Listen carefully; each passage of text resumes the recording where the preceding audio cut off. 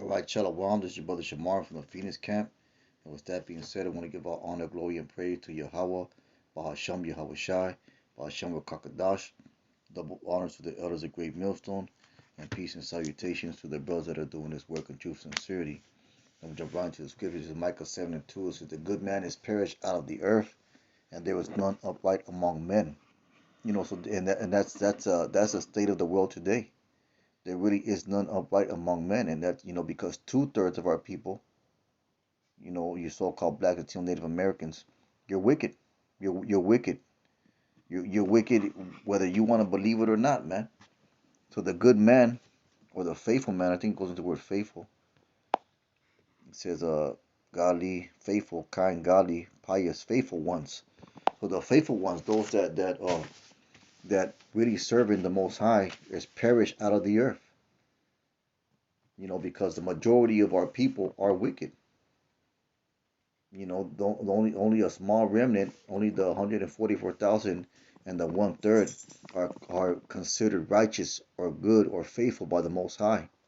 And there is none upright among men. They all lie in wait for blood. They hunt every man his brother with a net. And that's coming, man.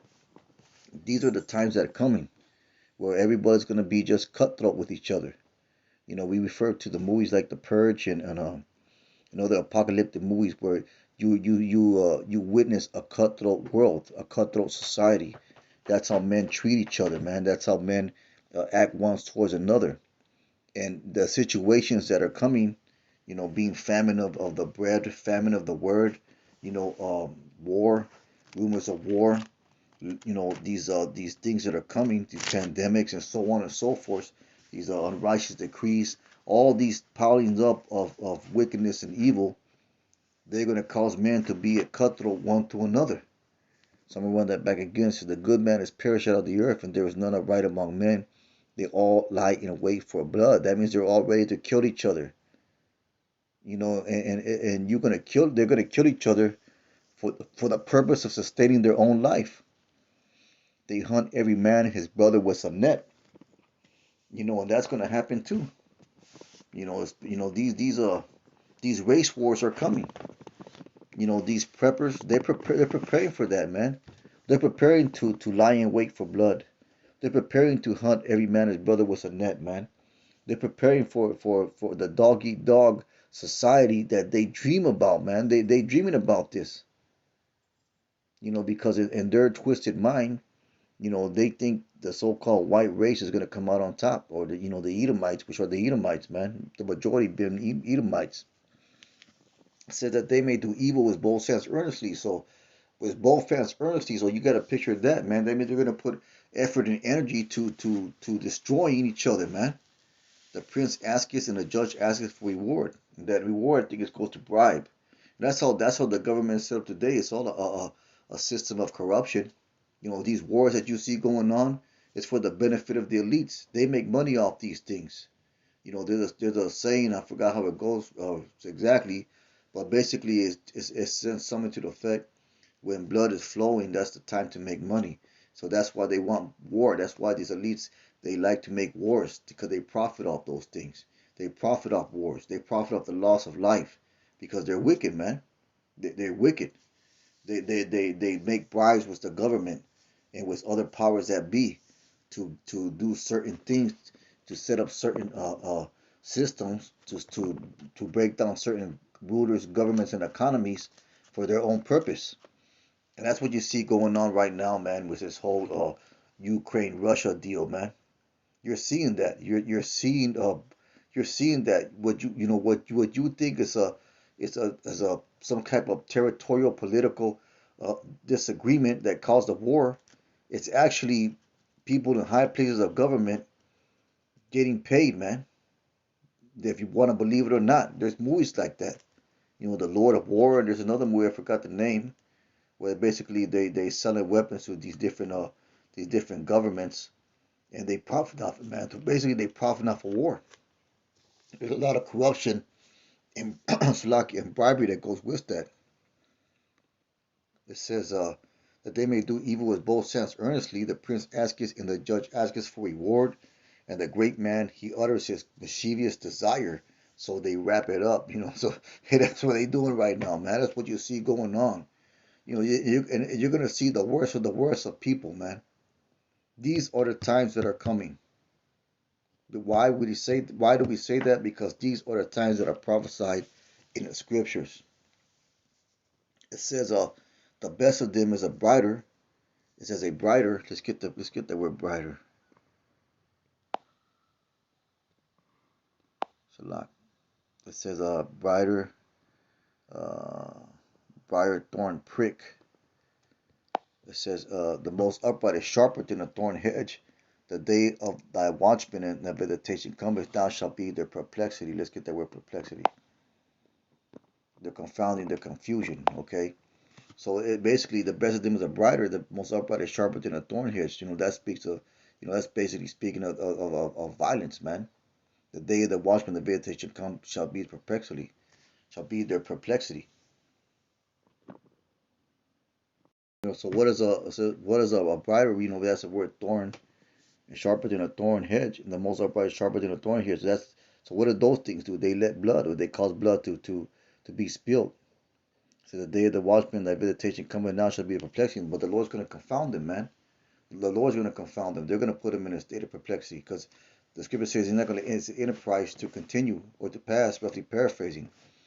Verse 5 said, trust ye not in a friend, put ye not confidence in guide, keep the doors of thy mouth from her that lies in thy bosom. So it's going to be a point where you're not supposed to trust nobody anyways. Unless he's a brother in this truth, unless he's been tried as a brother, you're not supposed to trust anybody anyways, man. You certainly can't trust people in the world because they're already set up to stab you in the back, believe it or not. As hard as it is to accept. And certainly you're gonna have to be able to trust your woman. You can't trust your woman now. Because that's what the other Kabbalah brings up, that the word feminine means without faith. And all you gotta do is look at Lot's wife. She was not to be trusted. That's just an example, man. Uh, Job's wife, she was not to be trusted. Samson Delilah, she was not to be trusted. So the scripture give you an example where these women that belong to men of the Lord, they couldn't even be trusted, man, because in the end they turned, they sold out. It says, verse 6, for the son dishonoreth the father, the daughter rises up against her mother, the daughter-in-law against her mother-in-law, a man's enemies are the men of his own house. And that's what Yahweh Shai said, man, in Matthew 10 and 36. This is Matthew 10 and 36, and it says, and a man's foes shall be they of his own household. Why? Because when these people are backed into a corner, they're gonna do everything they can, everything that they have to, by any means necessary, for their own comfort, for their own safety, so-called safety. When the devil comes down in great wrath with his martial law, with his unrighteous decrees, with his sword, with his this, that, the other, there was his great wrath. They're gonna do anything and everything they can, and which includes betraying and selling you out, man. You being a man of the Lord. It says verse 37, he that loveth father or mother more than me is not worthy of me. He that loveth son or daughter more than me is not worth me. Because they might be begging you, why stop doing that? Stop. Just do what they say. Just take the ship. Just go along so we can all be happy. So we can stay together with a family. So that's why Yahweh said, well, you love them, if you take heed to them in that time, and you turn your back at the Lord, then you're not worthy of Him, man. Basically, there's gonna be tough choices for the man of the Lord to make. Tough choices, man. And you gotta mentally prepare yourself for these tough choices, these tough times, these times of betrayal, persecution, and so on and so forth, man. And how do you prepare that? By building yourself in the spirit. Let's go back to Micah 7 and 7. For the son dishonors the father, the daughter rises up against her mother, the daughter-in-law against her mother-in-law. A man's enemies are the men of his own house. And these were supposed to, this is the mentality. That's why it says this here. Therefore I will look unto the Lord, I will wait for the power of my salvation.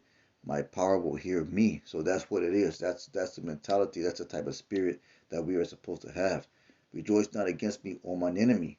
When I fall, I shall arise. When I sit in darkness, the Lord shall be light unto me. That's the mentality right there, man. And you got to understand too that we're going through all this is because we sinned against the Lord. But the Lord will have mercy on his men, but still we have to take punishment for for just being wicked, man. That's why it says, verse 9, Micah 7:9, I will bear the nature of the Lord because I have sinned against him until he plead my cause and execute judgment for me. That's why Yahushua is called the intercessor, man. He intercesses for us. He pleads our cause and execute judgment for me. He will bring me forth to the light, and I shall behold his righteousness. Then she that is my enemy shall see it, and shame shall cover her which said unto me, where is the Lord thy power? Mine eyes shall behold her, now shall she be trodden down as a mire in the street, because judgment's coming to these women, man. And that's what Job's wife told him. She said, you basically told her the same thing. Where's your God? Just curse out the Most High and die, man. Basically that's what she said. And your woman at that time might say the same thing to you. Just do what they say. Just do what they say. Just take the ship. Where's your God now that you've been talking about? He's not saving us. He's not feeding us. They're gonna have that mentality, man. And you got to prepare yourself for these things.